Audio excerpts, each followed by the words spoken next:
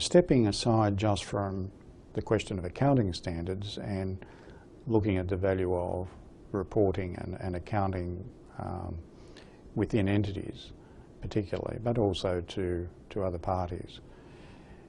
If, for example, you are a smallish proprietary company, you're not required to lodge financial statements, what should you be doing about your own accounting and reporting within your own sphere?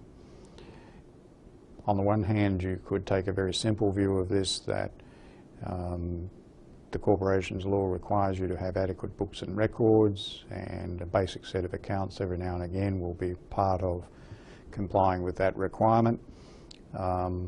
And you might take the mentality that this is largely a tick-the-box compliance exercise that, if anything, is taking time away from the business.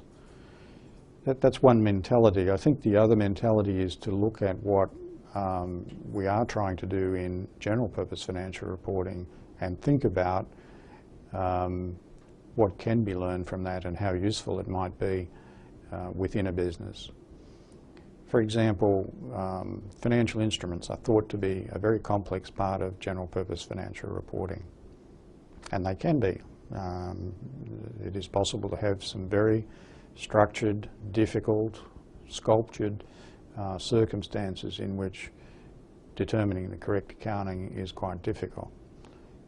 But the basics of that area are things that I think any business would need to think about.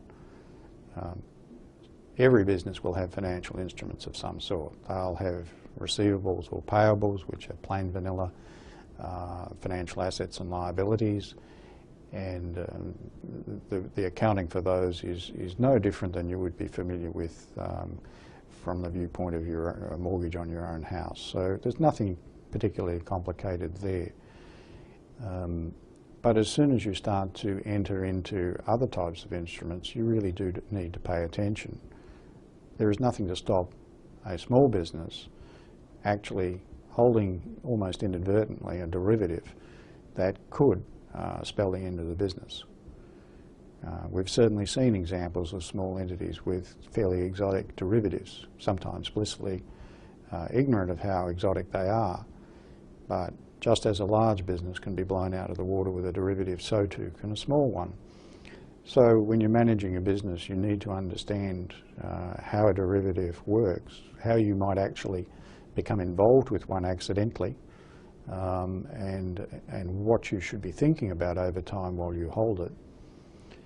When I say you can have these accidentally, one of the most common sources of derivatives are to be found in the small print of contracts, either for goods and services sold, or for financings received, or in the context of maybe acquiring another business.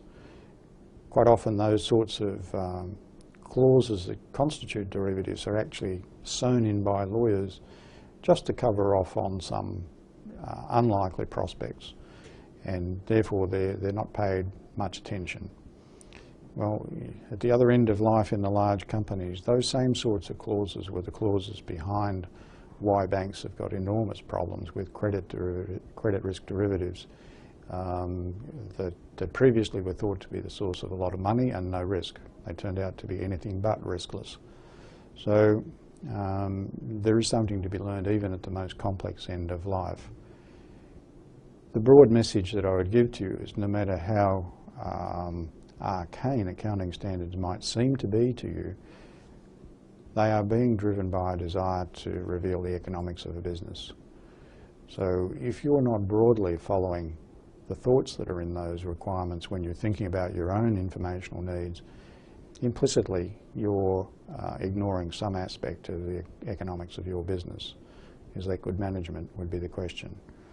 It doesn't mean you have to go to all the ends of proper disclosure for outside parties, external users, but nevertheless the decisions you're making should be based on information that is relevant to you.